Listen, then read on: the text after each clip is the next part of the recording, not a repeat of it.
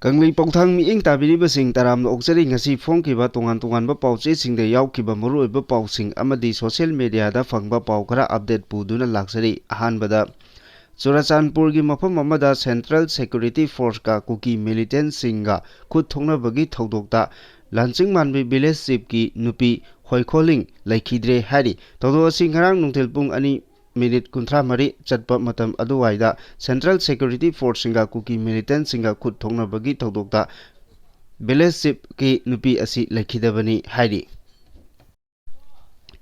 Arambai Tengol gi Luchingpurel Koronga Mukhmana Mahaki Facebook account da asumna post tawrakle madudi yam haijin basu fatte oja Arambai Tengol gi directive tagi taw hairaga tawbadi natedana Tawramiba thabaktu personal ni mahak Arambai Tengol yaubagi Arambai Tengol na hekta satkibani fare hariba Arambai Tengol sing adusu laikai ngaktini Arambai Tengol gi chatna kanglon matung inna inform tawramdaba tanaramdana tawramba khudingmak Arambai Tengol ga mari leinade haina lei adu oirasu aikoi chenabasing phaba amadi phananabadi kanna honaridana security force mayam ama crime gi Pari adudi security forces loinabak crime tawre haidori bro haina asumna wahang hanglakli Makha tarakpa pawda phubala da kuki singna nomai kapsilakpada low suduna leijaba ahal ama sokle governor na ngasi ayu pung 13 phawbagi manungda nomai kapada chenaba sing puthoktrabadi Manipur pumba sadaun chatharagani haina laukthokre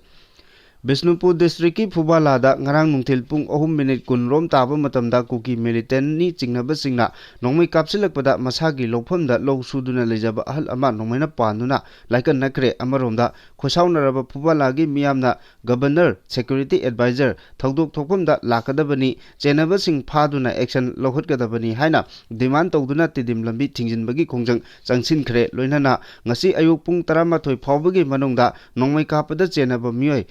na puthoktrabadi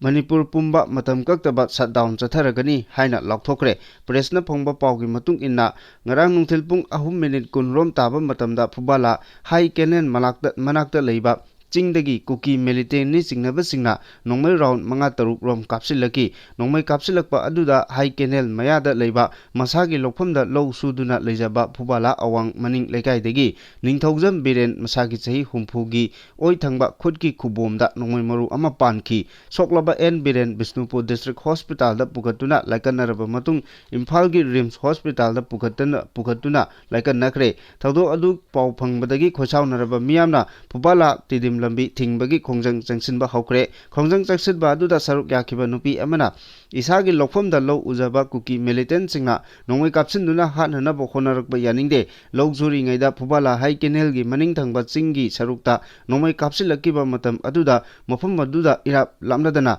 SSB gi camp lairibani Central Security Force leina chingdagi kuptharaklaga kuki militant singna nongmai kaplakpa haiba si makoina kuki singbu nakoinana sogwatli haiba utpani ngasi ayu pung 13 phawbagi manungda governor CA DGP Phubala da laktuna nongmai kapada chenaba miyoi miyamda khud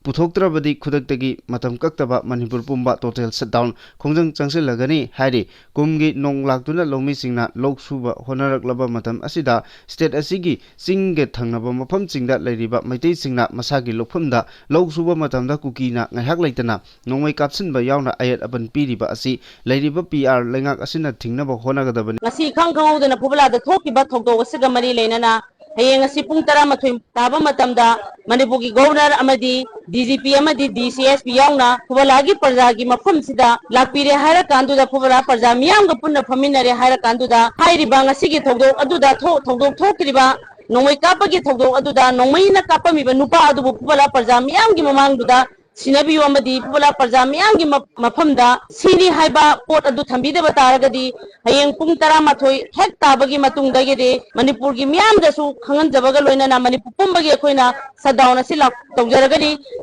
Maka tarakpada karigumba phibam amatada buffer zone thugainaba honaroidabani haina warning tawrakle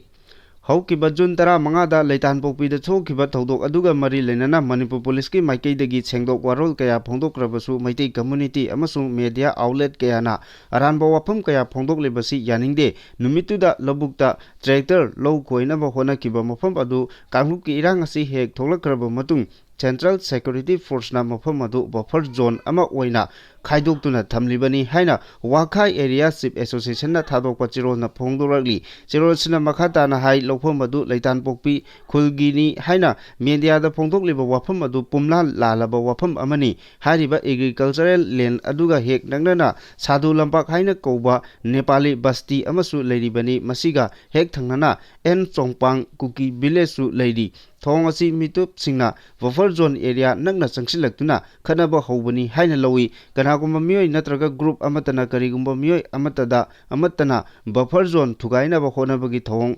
lepkadabani makhatana asigumba thong sing asi chathaduna pamdaba thong sing tholuklabadi madugi daida sing lengang pokpi amasung mafam aduda deploy tawriba Central Security Force singna pugadabani haina warning tawrali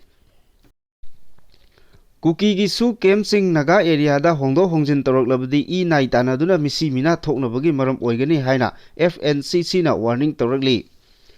Bharat Sarkar ki Ministry of Home Affairs amasung Kuki su militant singi marakta handakta chatakiba tok aduda maitei singna namna khundariba Valley District ki akoibada leiba Kuki su kem taret atopa mafam singda hongdokpada yanakre haibagi paw leire adubu Kuki gi su kem sing adu naga singi lamda hongjelakpa tarabadi May 3 da thokiba I nai tanabagi thaudok adu state asida makhatana thoknabagi achoba maram ama oigani haina Food Hill Naga Council Committee na thadokpa chirol na khangalakli chirol sina makhatana hai Naga area ga nagnana leiriba Kuki su kem sing thintaba tawdana lokthokigadabani Kuki gi homeland amagi damak naga singi pari puri gi lam khopchinduna amasung namduna loksinnaba honabagi thong asi khudakta lekwadabani asigumba thong asina hena hingsa gi thong sing tholuknabagi maram ohelakani Kuki singi maikeidagi naga khulsing maru oina longsai kaifundai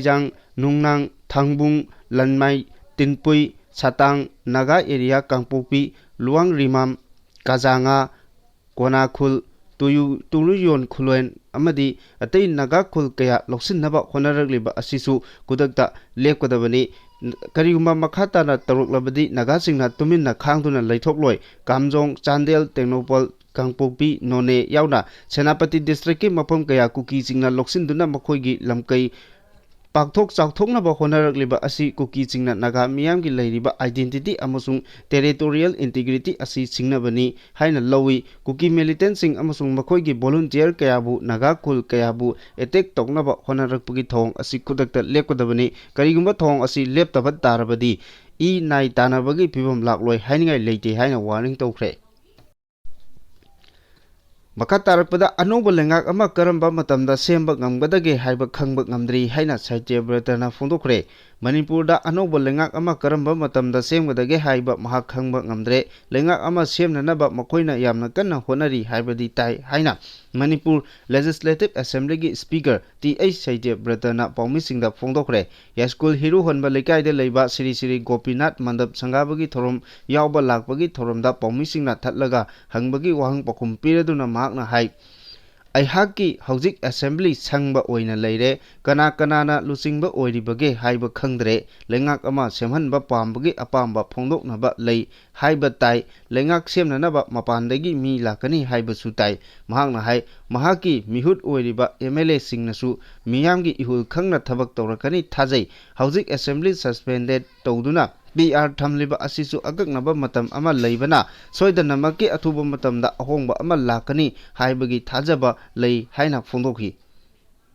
Miyoi 13 nongna COVID positive oiduna punna miyoi 50 sukre lebak asigi mafam pumnamakta COVID-19 gi anoba web ama tapna sandorakle Manipur khagdada ngarang nahongnana miyoi 13 positive oire makhoi 13 asi tharaga state asigi oina COVID-19 positive oibagi mi masing asi 50 sukre official oiba pauna hai ngarang miyoi 13 positive oirakpa adugi manungda Nepalna Imphal East tagi ni tarukna Imphal West district tagi ni aduga amamamna Bisnupur amasung Technopol district tagini haire nauna positive oikibasing asi phanglakpasu yaure phagalakpasu yaure aduga masa check tawbada positive oirambasu yaure makhoi minor symptom ni mayumda isolation tawraga leinaba pautak piraga leihankre covid ki laichet asi tamna Manipur da su wangkalakpana maram oiraga mipum khudingmak face mask upagi tangai fadaba leire maru oina school tamliba angangsing masada ana ayek loinabasing amasung ahal oibasing section ba tangai fade India pumbagi school education gi khwaidagi phoba state amasung union territory lista Manipur mamaida leihore khwaidagi phoba university sing khagatbada su Manipur dagi ama phoba yawba ngamkhidre. Ministry of Human Resource Development of School Education and Literacy DSEL na phongba lebak asigi school education gi phibam khwaidagi phoba state amasung union territory gi lista Manipur na mamaida leihore apunba state ku Nepal amasung union territory Nepal da oiriba school education gi phibam yenglaga phonglakpa performance grading index ta Manipur na kunithoi subada leibani list asida makok thangna leiriba state amasung union territory sing adudi Chandigarh, Punjab, Delhi, Gujarat amasung Orissa ni Kerala, Daman and Diu, Haryana, Goa, Maharashtra amadi Rajasthan su list ki makok thangna leiri hojik phawbada DLEL na phongba lisingani tara Nepal dagi hauraga kumja lisingani kunmathoi kunithoi phawbagi list phongkraba matungda ikon konba oina kumja lisingani kulumdoi kunmari gi list phonglakibani khwaidagi ikon kona phonglakpa list asida Meghalaya na mamai thangna leiri performance grading index ta mayai oirapna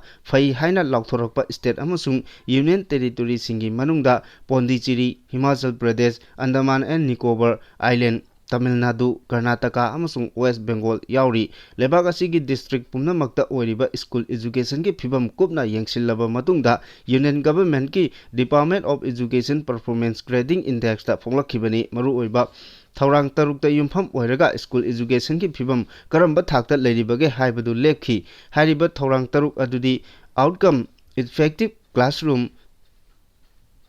transaction infrastructure facility and student entitlement school safety and child protection digital learning and governance process ni hairi apunba point lising amagi manungda point chamri humpu mathoi dagina chamanga kunthra phawba phongba phangba state singi manungda Manipur, Telangana, Assam, Jharkhand, Tripura, Chhattisgarh, Bihar, Nagaland, Mizoram amasung Arunachal Pradesh yauri point khwaidigi yamna phangba Chandigarh na oire union territory asina point lising gi manungda chatret ga sumna ahum phangduna education gi phibam khwaidigi phoba oiri Punjab na point chatruk kunthramatoi point ama Delhi na point chatruk kulhumdoi point taret phangduna anisuba amasung ahum subada leiri World University Ranking da khwaidigi phaba university singi makok thangna lauthorakpada India gi oina university 53 yaurabasu Manipur dagi ama phaba yawba ngamdre India gi Institute of Technology Delhi na leibak asigi khwaidagi makok thongba university oire mamangi QS University Ranking gi 53 subada leiramba IIT Delhi na mafam kuntaret haigatlaga cham kulumdoi subada laikre Lalolup KCP ani punsinduna KCP apunba semkre KCP MTF Mobile Task Force amasung MGC Military Joint Committee ani punsillaga KCP apunba haina mingthonba anoba lalolup ama semle haina Kangleipak Communist Party apunbagi Publicity Secretary Punsirol Maitai na kuyek piduna press ta thadokpa cherol na khangalakli cherol asina hai ingkumja lisingani kulumdoi gi June thada MTF amasung MJC ani asi punsillaba matung Yenaba yaudana semlaba KCP apunbagi khallaba thawpubasing adudi chairman da Paikhomba Elias Father Ningthauja General Secretary da Sinthoiba Maitai Chief of Army Staff da Lamba Maitai Finance Secretary da Tonjaba Maitai Publicity Secretary da Punsirol Maitai Organization Secretary da Haijaba Luwang Foreign Secretary da Ranger Mangang Defense Secretary oina Manauton Khuman amasung Central Committee member da Pamuba Mangang ni hairi Kuki singi yamna ningba karagadaba paw amada nauna lam maming thonba thingnaba gazette notification thokduna chanaba hokre Mamangi lengaki matamda honaramba lamgi maming pangthonda thonbagi thabak yadanaba thorang ama hojik paliba president rule lengakna thabakta onthokre PR lengakna official memorandum ama thokduna the Manipur Names of Place Act lisingani kunmari asi official oina extraordinary gazette ta haukiba March 15 da phongkre loinana hariba ek asi gazette ta phongliba numitagi chanaba hokre adubu Land Resource Department na ngarang thokiba notice ek asi chanaba horagani hairakli ek asina Manipur gi mafam ama nauna maming hongge natraga thonge haiba tarabadi mangjongnana Manipur lengaki Land Resource Department tagi ayaba ama logadabani hairi hana CMN Birena Mahaki social media da Facebook ki account da thagalakiba post amada chahi lising ohum henmugi puari thamduna ipa ipu ngaktuna thamlamba ima lebakpu macet thugaina ba mana aningba apamba tongnariba puariga chagonaba lam kaya nauna maming thonduna ariba puarigi khongol muthatnaba honarambasing para tambinaba ek asi sembani haina phongdorakle lengak asina notice ama ngarang thokduna tabak toba haurakpa asi thagatningai ni haina post asida palli Thobal Okram gi imung amada bom thamjilamba yaningdaba phongdoktuna wakat mifam chathakre ngarang ayu anganba Thobal police ki manung chanba Thobal Okram da leiba mioi amagi yumgi gate mapada chakangdaba singna Chinese hand grenade ama thamjilamle bom thamjilamleba imung asidi Thobal Okram maningda leiba Ningombam Babu chahi humputaret kawi sinphamna tika tawbani hairi bom adu mioi asigi yumgi gate makhada amuba plastic amana yomsillaga thamlambani bom adu ngasi ayu anganbada imung manugi mioi singna thengnarakibani hairi khudakta Thobal police da paw pibadagi police ki kampu laktuna bom adu asoi angam yaudana lokthokre bom adu Chinese hand grenade ne hojik phawba kanana kari maramgi damakta bom adu thamjilambano haiba khangba ngamdri hairi